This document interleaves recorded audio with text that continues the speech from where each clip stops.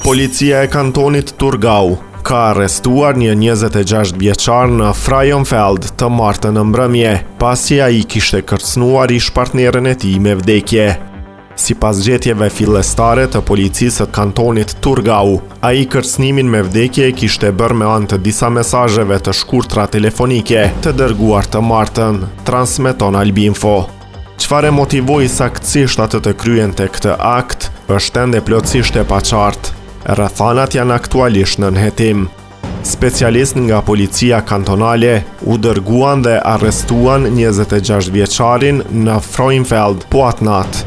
Për fat të mirë, askush nuk u lëndua.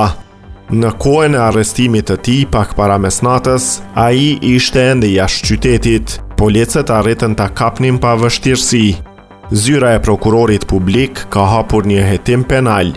Motivi i krimit është ende i paqartë dhe është objekti një hetimi nga policia e kantonit Turgau.